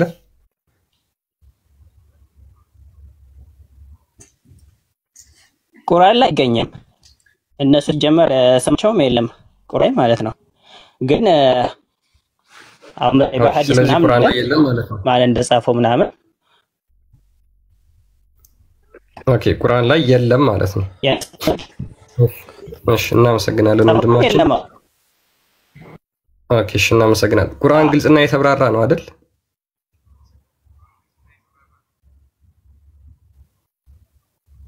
ኔትወርክ በጣም ያስቸግራል። አይ ቲንክ ወይ ሲሰራልህ መቀጠል ትችላለህ። መብሩክ። ያ አይሰማም? ሞስት ፖዝ ሆነ። አስተካክለው መብሩክ፣ አስተካክለውና ትቀጥላለህ። ጀማል ወይም ደግሞ ቃል የመካ የሚል አለ፣ መቀጠል ትችላላችሁ። ሉክ ጀማል ምንድን ነው ያለው መብሩክ?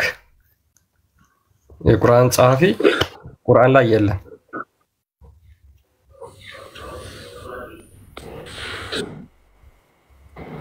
ቃል የመካን ሰላሟ እንዴት ነሽ አንቺ?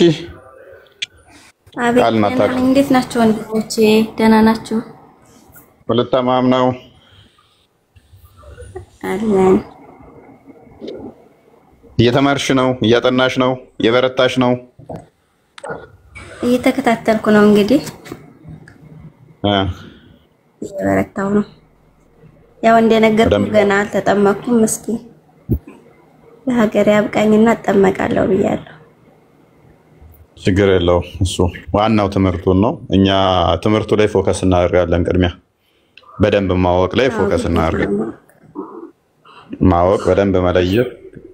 አሸዋ ላይ ቤትሽን መገንባት ሳይሆን አለት ላይ ስመሰርቺ ከዛ በኋላ የትኛውን ፈተና ቢመጣ ትቋቋሚዋለሽ። የትኛውን መከራ ቢመጣ ትቋቋሚዋለሽ።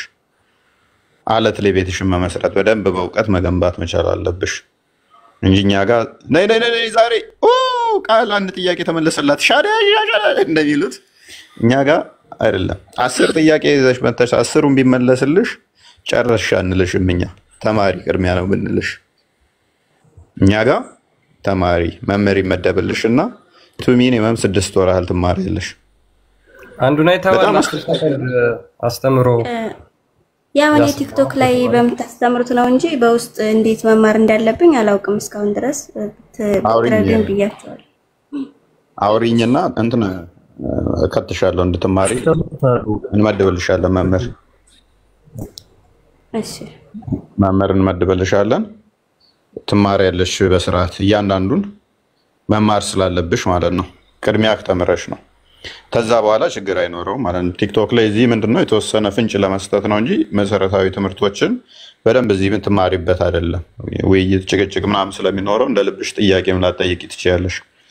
እንደ ልብሽ ጠይቀሽ የምትማሪበት ከአንድ ጀምረሽ በደንብ የምታውቂበት መምህር እንመድብልሻለን። በርቺ፣ ጸሎት አድርጊ፣ ተገለጥልኝ በይው፣ ጠይቂው። አባት ነው አባታችን እንደሆነ መሆኑ መጠን አባት ደግሞ ምንድነው ክርስቶስም ብሏል። አባት ልጅ አባቱን ዳቦ ሲለምነው ድንጋይ ይሰጣልን እንዴ? አሳ ሲለምነው ጊንጥ ይሰጣል እንዴ ብሏል። አባቴ ነህና ተገለጥልኝ በይው። እኛ የምንፈራው አምላክ ያላል የሆነ ከእንትና አንፃር ይሄ በቁጣ በምናምን ያለ ፍቅር ፍራቻ የለብንም። ፍራቻችን ከፍቅር አንፃር ነው። ፈጣሪን ከፈራ ነው እንኳን ሰው አባታችን እንደመሆኑ መጠን አባታችንን በፍቅር እንጠራዋለን፣ በፍቅር እንጠይቀዋለን፣ ይመራናል እሱ ደግሞ። ስለዚህ ሰላም ይሰጠናል። እሱ ሰላም አምላክ እንደመሆኑ የሰላም አምላክ እንደመሆኑ ደግሞ ስንጠራው በፍቅር ነው የምንጠራው ማለት ነው። ስለዚህ ይመራናል፣ ልባችንን ያሳርፋል፣ መንገዱንም ያሳየናል። በርቺ፣ ጸሎት አድርጊ። ኤኒ ጥያቄ ካሉሽ ኢንቦክስ አድርጊልንም። ላይቭም ላይ ደግሞ መተሽ እንትን ማለት ትችያለሽ። መምህር ግን መድብልሻለሁ። ነገ አውሪኝ፣ ነገ መድብልሻለሁ። እሺ ወንድሜ። መልካም አይመን እንኳን ደህና መጣ። እሺ እንኳን ደህና ጠበቃችሁኝ። መጀመሪያ እስቲ ቃል የመካነ ሰላሟ ከሚለው ጥያቄ ነበር የለሷ ምን አገባና ነው እሷ የምትጠይቀው? ይሰማል? ወደ ቶፒኩ ተመለስ። በስርዓት አውራ። ምን አገባህ አይባልም። ምን አገባህ እየጠየኩና እኔ እየጠየኩ አንተ ማለት ነው ወይ ደግሞ ወደ ፈጣሪ መንገድ የሚጠራ ሰው ስርዓት ባለው መልኩ ይናገራል እንጂ ምን አገባህ ለምን ገባህ እዚህ ገባህ አይባልም። ከእስልምና ከአጋንንታዊ ሃይማኖት ወጣለች፣ አመለጠቻችሁ። ስለዚህ ፎቶዋን እያየህ ፕሮፋይሏ ውስጥ ገባና ፎቶዋን ፕሮፋይሏ ሚውት አድርግ ልመልስልህ። አዳምጥ። አንድ ቁርአን ቀሪለት ቃል፣ ከዛ ወዲያ ወደ ቶፒክ ትመለሳለህ። የሆነ ቁርአን ክፍል ቀሪለት። እኔ የምፈልገውን ከቀራች ከዛ እንመለሳለን። አዳምጥ። አንተ ማንነህ ነው? እሺ እኔ ልምረጥልህና ትቀራለህ አንተ? ይኸውላ ጀማዓ ሚውት አታርጉኝ፣ እቀራልሃለሁ የምትፈልገውን። የሰላቢዎችን ምዕራፍ ቅራሲ የሰላቢዎችን ምዕራፍ ቅራ። አፍጠን። በአረብኛ ሱራውን ንገረኝ። በአረብኛ ሱራውን ንገረኝ። አታውቀውም? ቁርአን እኔ በአማርኛም ነው በአማርኛ ተፍሲሩን ነው እንጂ ቁርአን ንባቡን በአረብኛ ነው የሚቀረው። እሺ እስቲ ቃል የመካነ ሰላሟን እኔ አንድ ቀላል ልጠይቃትና ትቅራልኝ። እስቲ ሚውት አታርጉኝ። ደግሞ ልወያይ ነው የገባሁት። ሚውት አታርጉኝ እንዴ! አታለቃት ሰቀ። አሁን ወደ ቶፒክ ትመለሳለህ። እሺ ችግር የለውም። ቃል እንግዲህ አታጭበርብሪ፣ ቀስ ብለሽ ውጪ። አሁን ወደ ቶፒክ እንግባ። በቃ ምኑን እናጭበረበረች? ተጽናና አልኩ እኮ። እንደናንተ ፌክ አካውንት አይደለም፣ ወላሂ ድራማ ነው። ኢዲየት ከስሩንና ተማር። ቃል ደስ በሚል ሁኔታ ፕሮፋይሏን ቪዲዮዋም አላት። ስለዚህ መልካም መቃጠል ይሆንላችሁ። ቃል መልካም መቃጠል ነው የምንላችሁ አለ ምትይዋለሽ። የራሳቸው ጉዳይ ብዙ ነገር ያደርጋሉ፣ ግን የራሳቸው ጉዳይ ያ እንደነሱ መስሎት ነው። ፌክ አካውንት ከፍተን እኛ በየቀኑ ሻዳ እንደምናስይዘ አይኑ ሊገለበጥ የደረሰው እንደሱ ድራማ ምንሰራ መስሎት ነው። ግባና ፎቶዋን ቪዲዮዋን እያየ ተጽናና ወንድማችን። ከፈለገች አንድ ቁርአን ክፍል ሜቢ ፈቃደኛ ከሆነ ተጋብዛለች። ቁርአን እንደምቀራም ስለማቅ ማለት ነው። ኤኒዌይስ ወደ ቶፒኩ እንመለስና የቁርአን ጻፊያን ማን ናቸው? ኦ ይደርባል። ሙባረክ ያንተ ነው የኔ ነው? መብሩክ የሱ ነው መሰለኝ። ኔትወርክ መሰለኝ ሙባረክ። ነገራችን አንድ ጥያቄ እየዘገየ ነበር የሚመጣው። አንዴ እየዘገየ ነው የሚመጣው የሙባረክ ማንኛውም ሙስሊሞችን ብትሆኑ ክርስቲያኖችን ብትሆኑ የመናገር መብትም የላችሁ። ማንም ራሱ ነው የሚያስከትለው። የፈለገበት ማንኛውም ሰው መሄድ ይችላል፣ መምጣትም ይችላል፣ መሄድም ይችላል። ሁሉ እምነት የግል ነው። ሃይማኖት የጋራ ሳይሆን የግል ነው። ገብታችኋል? ሀገር የጋራ ቢሆንም ሃይማኖት የግል ነው። ማንም የፈለገው ማመን ይችላል። ሙስሊሞች መናገር አይችሉም፣ ክርስቲያኖች መናገር አይችሉም። የፈለገበት ማመን ይችላል። ግን ትክክለኛው መንገድ የሆነውን ሰው ይሄ ትክክለኛ ነው ብሎ ከነመረጃና ከነማስረጃው መናገር አለበት። እዚህ ጋር ሐሳብና አስተያየት ካላችሁ መስጠትም ትችላላችሁ። ቤተሰቦች እንደኔ ሐሳብ እንደዛ ነው ብያለሁ። ሰው ይማራል፣ ጥያቄ ይጠይቃል፣ ያልገባውን ይጠይቃል። ተስፋ የምናደርገው አንተን ነው። ቀጣይ ህብረት ታደርጋለህ አንተ። መምህር ከፈለክ አንተ ምን መድብልሃለን። በርታ፣ አጽና። እውነት የሆነው ክርስቶስ ብርሃን ወደ ሆነው እውነቱን ሁሉ ያሳውቃል ብለን ተስፋ እናደርጋለን። ማንኛውንም ነገሮች ትምህርት የምንፈልግ ከሆነ ኮንታክት አድርገኝ በውስጥ። ኦልራይት ሙባረክ እንኳን ደህና መጣ። ድጋሚ ሜቢ ከተሰማ ሙባረክ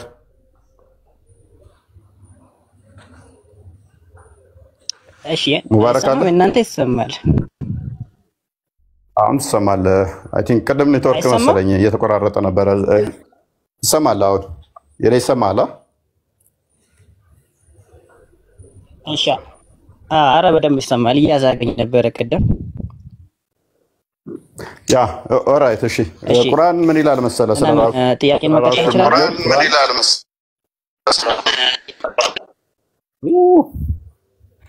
ሙሳ የሚታደርገው ስራ መሰለኝ የሚደርበው።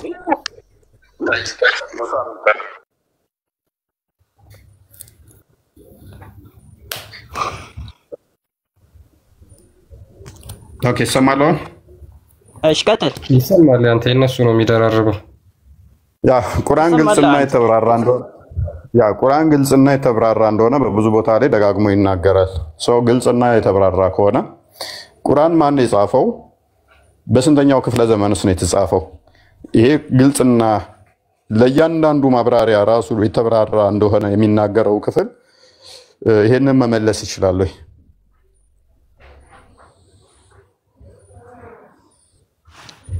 እሺ መለሳለሁ፣ ግን በተቃራኒ ሆነ የማይጠይቅ ከሆነ ነው። ችግር የለውም። ተመሳሳይ ጥያቄ መጠየቅ ትችላለህ።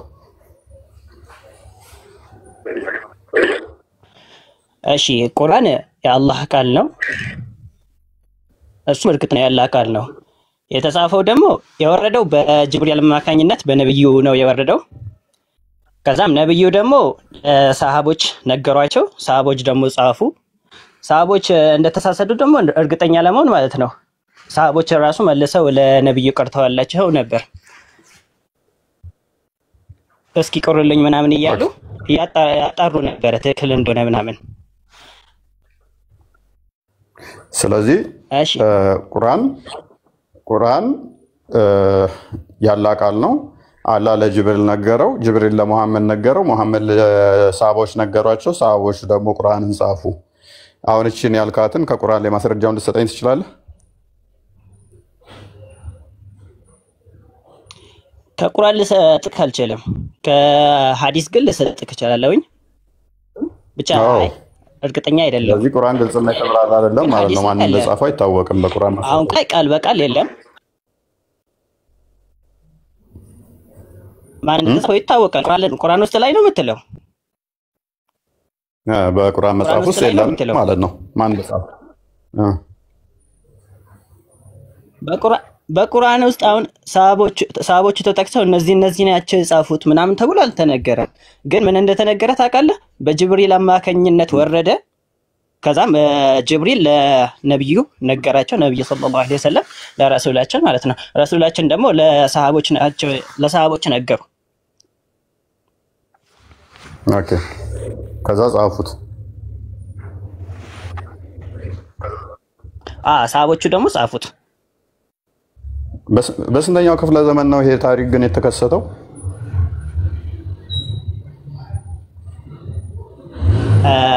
ብዙም እንደዚህ አይነት ነገር አላውቅም፣ ግን በነብዩ ክፍለ ዘመን ነበረ።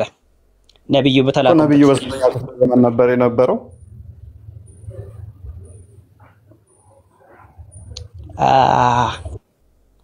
ብቻ እንደዚህ አይነት ነገር ትኩረት አድርጌ ያላነበብኩኝም። ስለዚህ ማይታወቅ ከሆነ በ10ኛው ክፍለ ዘመን ወይም በ15ኛው ክፍለ ዘመን መሆኑ ምንድነው? ላለመጻፉ የመጻፍ በምንድነው የምናውቀው? እኔ አላውቅም ማለት ቁርአን ላይ አልተጻፈም ወይንም ሐዲስ ላይ አልተጻፈም ማለት አይደለም። ሐዲስ ላይ ተጽፏል፣ እኔ ግን አላውቀውም። ምክንያቱም ብዙ አንባቢ አይደለሁኝ። ሐዲስ ውስጥ አትግባ። ሐዲስ ደግሞ ሌላ ችግር ስላለው ማለት ነው። ሐዲስን ቀጥታ የጻፈ ሰሃባ አለ? አዎ አለ።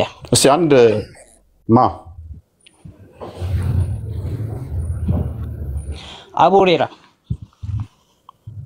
አቡ ሁረይራ አዲስ ጻፊ ነው ወይስ እንዳለ ሰሃቦች ከነብዩ ሰምተው ነው? አቡ ሁረይራ ምን ሚል ሐዲስ ነው የጻፈው? ምን ሚል ሐዲስ ጻፈ አቡ ሁረይራ ስትል ሐዲሳቶች አሉ ጻፎቹ ሲጀመር ቀጥታ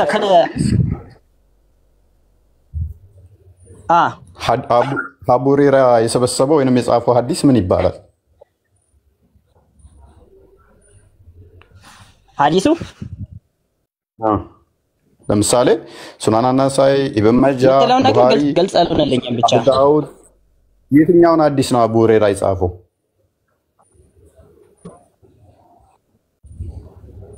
መጽሐፉን የትኛውን መጽሐፍ ነው አቡ ሁረይራ የጻፈው? አሁን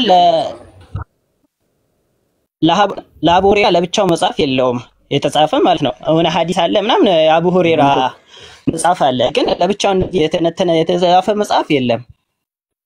አንድ ላይ ነው እስልምና መጽሐፍ ላይ ነው የሚጻፈው እንጂ ለብቻው የተጻፈ የለም። ቀደም ጻፈ እኮ ብለህ ነበር አልኩኝ። አቡ ሁረይራ ጽፏል ብለህ ነበር። የአቡ ሁረይራ ሐዲስ አለ አልኩክ እንጂ ጻፈ አላልኩኝ። እሺ አው ጽፏል፣ ግን እኔ ያልኩክ ወደ 1000 ምናምን ሐዲስ እንትን ይዟል አቡ ሁረይራ። ምን አሁን ብዙ ሐዲሶችን ብገባ ብዙ ሐዲሶች በብዛት ያለው ሐዲሶች አቡ ሁረይራ ናቸው።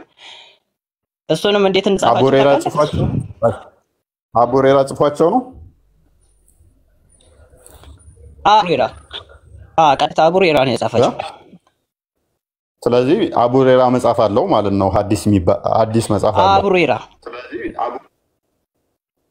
ምን ሚል መጽሐፍ ነው ያለው? እስቲ የአቡ ሁረይራ መጽሐፍ ምን የሚባል መጽሐፍ ነበረ?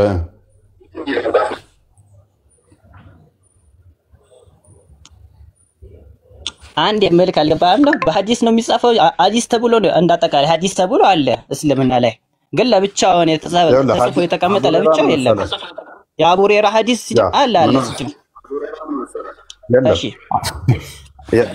ሎክ እንዲህ ነው ያለው ወንድማችን። ሐዲሳቶች አቡ ሁረይራ ተራኪ ነው አይደለ? ተራኪ ነው አቡ ሁረይራ እንትን ነው አቡ ሁረይራ ሐዲስ አስተላላፊ ነው አይደለ? ወይንም ደግሞ ንግግር አስተላላፊ ነው። የነብዩ ሳባ ነው አይደለ? ዘጋቢ ነው አቡ ሁረይራ ሐዲስ ዘጋቢ ነው። እንደዘገቡት ነው የሚባለው። ላስተካክል። እሺ ስለዚህ አቡ ሁረይራ ዘጋቢ ከሆነ ምንም የራሱ እንትን አይደለም። የዘገበውም ደግሞ ከራሱ የጻፈው ሳይሆን ሰንበዲ ሲመጣ ሐዲስ ሰብሳቢ አቡ ሁረይራ ለጫላ ነገረው፣ ጫላ ለአበበ ነገረው፣ አበበ ለገብረ መድን ነገረው የሚል ተረት ተረት ነው ሐዲስ ማለት።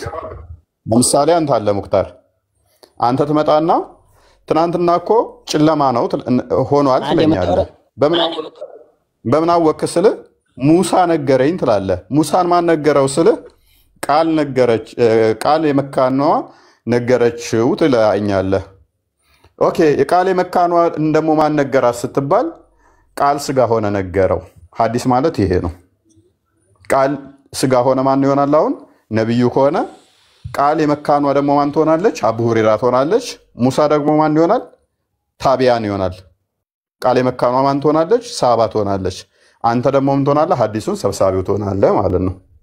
ለምሳሌ ልክ እንደ ቡሃሪ ማለት ነው። ስለዚህ ሐዲሳት በዚህ መልኩ ነው የተሰበሰቡት። መቼ? ከጊዜ በኋላ ማለት ነው። እሺ ቀጥል። ስተት ከሆነ እሺ ቀጥል፣ አርመኝ። አትሳሳት። ቡኻሪ ቀጥታ ከነብዩ እሺ አትሳሳት። ለማንኛውም ቡኻሪ ከነብዩ ቀጥታ ሰምቶ ነው የጻፋቸው። ቃለ ወቃል እያለ ነው ሲጀመር። ራእይቱ ሰማዋቸው፣ እንደዚህ ሲያደርጉ አየዋቸው ምናምን እያለ ነው የጻፈው እንጂ በራሱ ምንም ነገር ያጻፈው ነገር የለም። እሱም ደግሞ ከሌላ ሰው ሰምቶ እሱም ደግሞ ከሌላ ሰው ሊሰማ ራሱ ቀጥታ ከነብዩ ሰምቶ ነው ማለት ስላልክ ለአንዴና ለመጨረሻ ላይ ንጽጽር በዚሁ ዝቅ ብዬ አቆማለሁኝ። ቃል ልግባላችሁ፣ በዚሁ ንጽጽር አቆማለሁ። እኔ ቡሃሪ ቀጥታ ከነብዩ ሰምቶ ቃል ነብዩ እያለ ነው የጻፈው ብሎናል። ስለዚህ አለ ነብዩ እያለ ነው የጻፈው ቡሃሪ ብሎናል። አንድ አዲስ ብቻ ስጠኝ እስቲ እንደዛ ሚል ቡሃሪ እንደዛ ያለበትን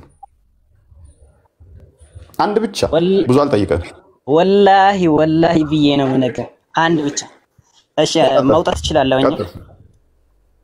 አውጣና ንጽጽር ሁሉ አቆማለሁ እኮ ቡሃሪና ነብዩ አብረው ናቸው። ቀጥታ ከነብዩ እየሰማ እንደዛ ነው ሐዲስ የተረከው ቡሃሪ ብለህናል። የቡሃሪ ዘገባዎች እንደዛ ናቸው ብለህናል።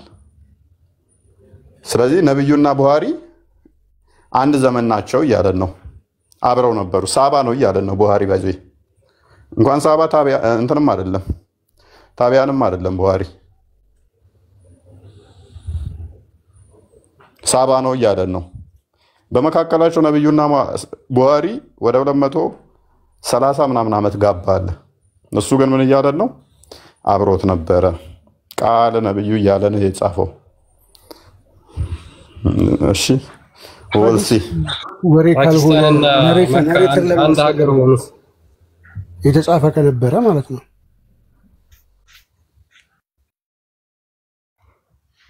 ያ አይ ቲንክ ይሄን ያወቀው አይመስለኝም። መብሩክ ስለ ሐዲስ ራሱ በደንብ የተረዳ አይመስለኝም፣ እንኳን ስለ ቁርአን ማለት ነው። ቡሃሪና ሙሐመድ የእድሜ ልዩነታቸው ከ160 እስከ 200 ምናምን ዓመት ልዩነት አላቸው። ሀገራቸው አይገናኝም።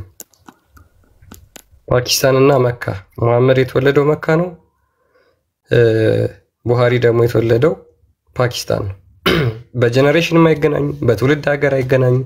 እስኪ እንግዲህ የሚያመጣውን ሐዲስ አይተን ሁላችንም ንጽጽር ምናቆም ይሆናል ማለት ነው። ምናልባት ሐዲስ ያልሰማ ነው ሌላ የተጻፈ ታሪክ ይኖር ይሆናል።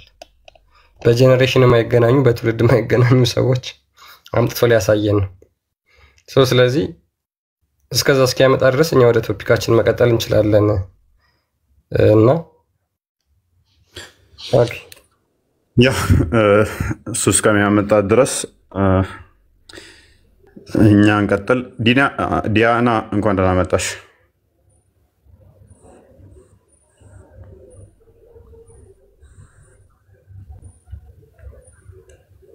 ዲያና ይላልሽ ሚዩት ነሽ እያወራሽ ስለነበር አይሚን እያወራሽ ከሆነ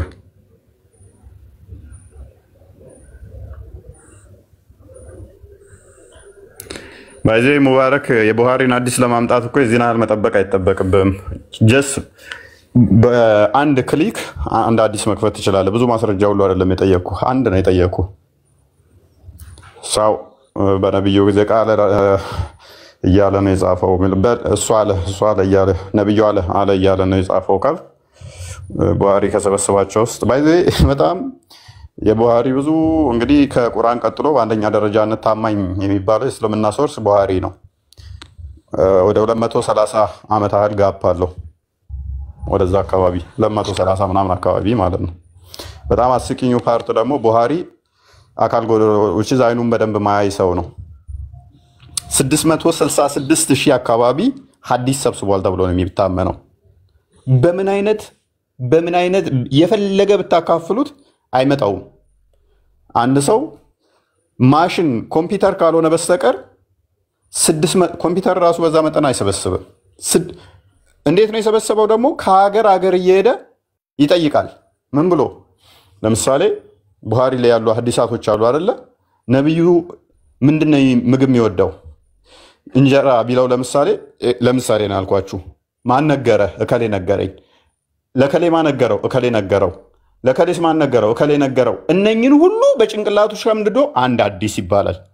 ስናዱ በትንሹ 3-4 ሐዲስ ስናድ አላቸው። ቼን አለው ማለት ነው። ይሄድና ለምሳሌ ማጂክ ተሰርቶበት ነበር የሚለውን አንሱ ቡሃሪ ነው የዘገበው።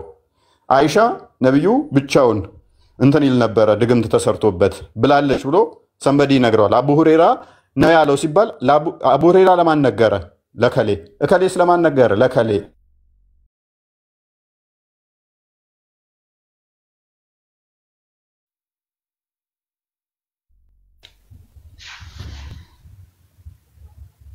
ኦኬ የኔ ኔትወርክ ነው ወይስ ፎይ ተቋርጧል መሰለኝ? ተቋርጧል። ኦኬ ፎይ ኔትወርክ የለው ተመልሳለሁ። ኦኬ እነኚህ ሁሉ እንግዲህ በጭንቅላቱ ወደ 600 ምናምን ሐዲሳት መደደ ይሏቸዋል። ይሄ ትልቅ ተረት ነው። ሰው ስለማያውቅ ግን በአረብኛ ይሸውዱታል።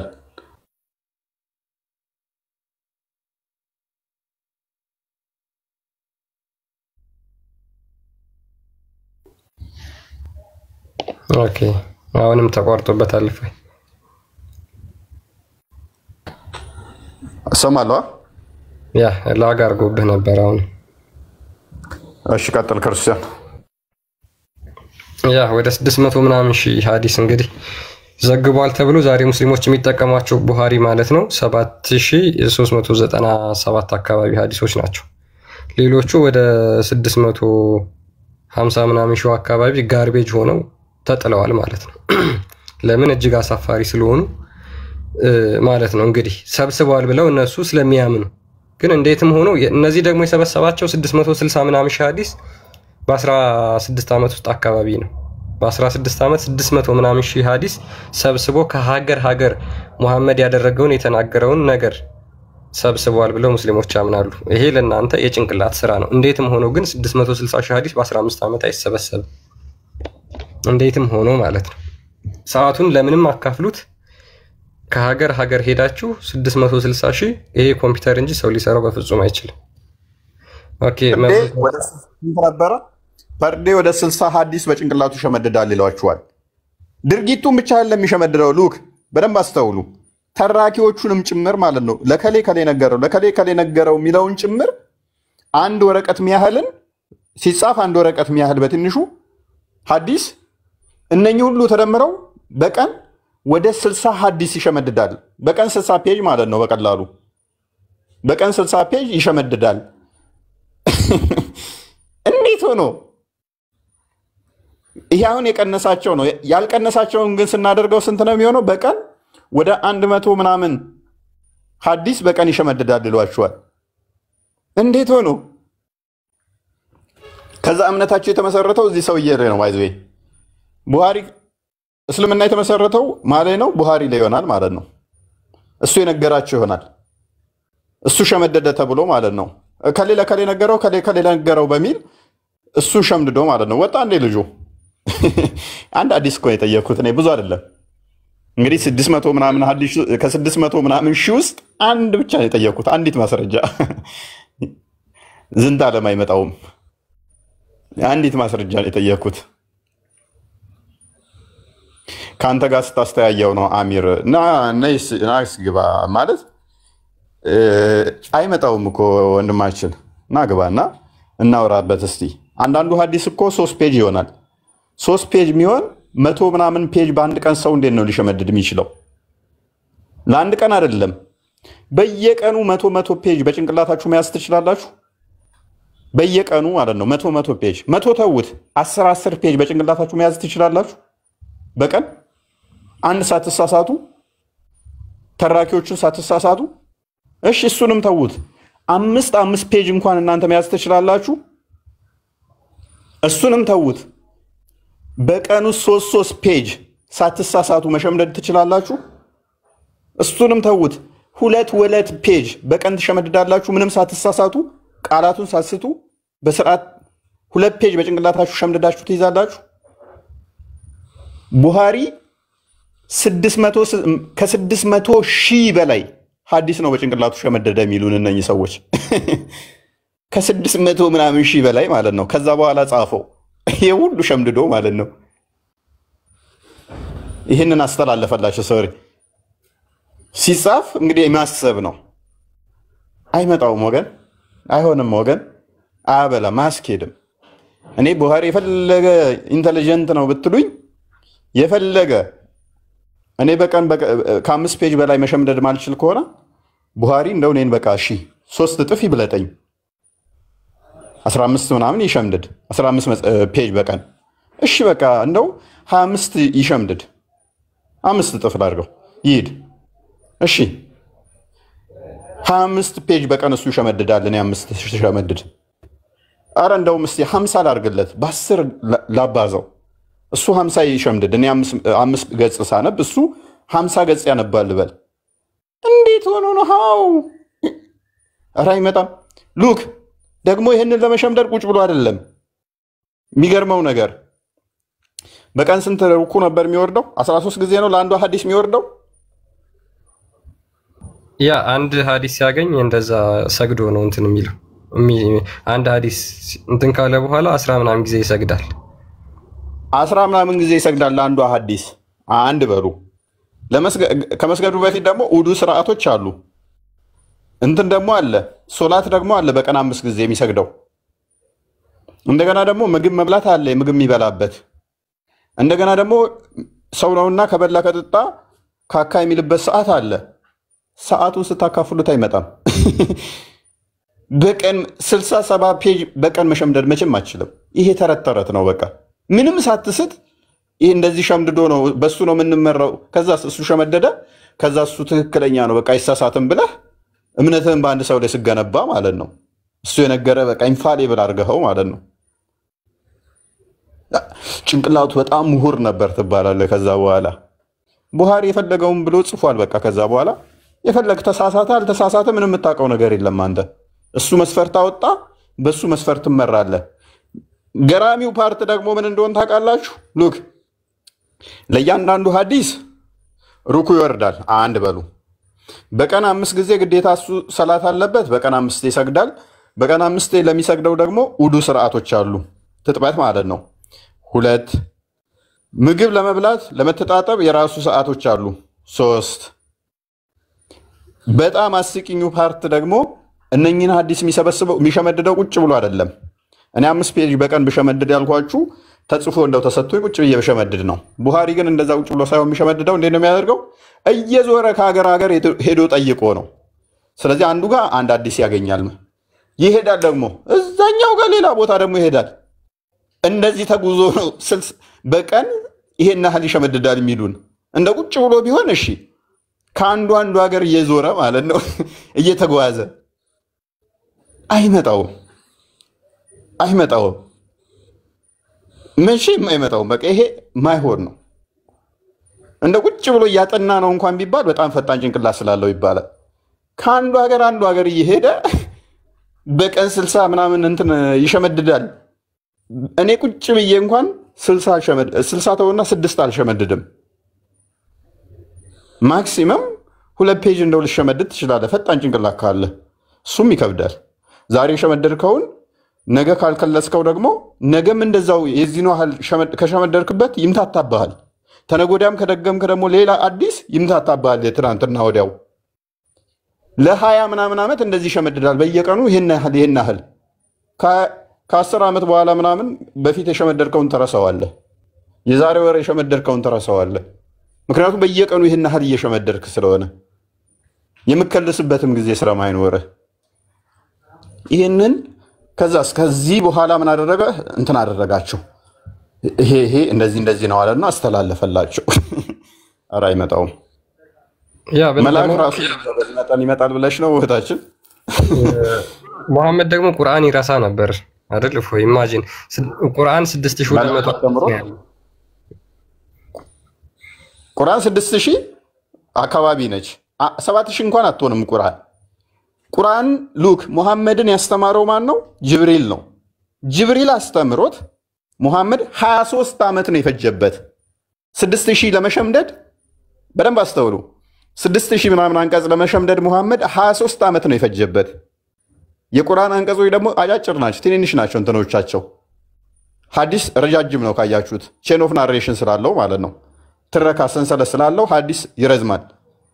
ሙሐመድ 23 ዓመት 6000 ለመሸምደድ ከፈጀበት ያውም ጅብሪል አስተምሮት መልአክ አስተምሮት ያውም አንድ ቦታ መጓዝ ሳይጠበቅበት ጅብሪል እየመጣ ነግሮት 23 ዓመት ጅብሪል ሙሐመድ ከፈጀበት ቡሃሪ ግን ከቁርአን በብዙ እጥፍ የሚበልጥ 600,000 በላይ ከ600,000 በላይ እንዴት ነው ሊሰበስብ የሚችለው? ቡሃሪ በትንሽ ዓመታት ውስጥ መጥቶ ተነግሮት አይደለም፣ እሱ እየሄደ አገር እየዞረ እየጠየቀ እንዴት ሆኖ አይመጣውም?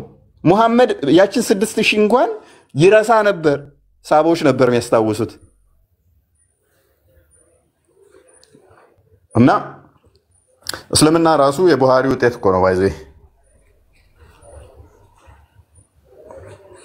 ያ እንግዲህ ኢማጂን መልአክ አስተምሮት ይረሳ ነበር ሙሐመድ። ጅብሪል የሚያስተምረው መገለጥ የሚያመጣለት ብለው የሚያምኑት ሙስሊሞች ጅብሪል ነው፣ ግን ሙሐመድ ይረሳ ነበረ፣ ቁርአን ይረሳ ነበር እና ያስታውሱት ነበር ሰሃቦች በጣም በሚገርም ሁኔታ። ስለዚህ ቡሃሪ ከሙሐመድ ይበልጣል ማለት ነው በሙስሊሞች መስፈርት፣ ለዛውም በብዙ እጥፍ 6200 አንቀጽ አካባቢ ነው ቁርአን 114ቱ ምዕራፍ ማለት ነው።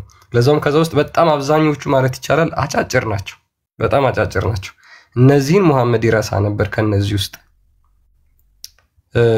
ቡሃሪ ደግሞ 660 አካባቢ በቃሉ ያዘና አስተማረ ብለው ሙስሊሞች ይህንን አምነው ይቀበላሉ። ኢማጂን ቡሃሪ ነቢይ አይደለም፣ ቡሃሪ የሙሐመድ ሰሃባ አይደለም፣ ቡሃሪ ኢቭን ታቢውን አይደለም።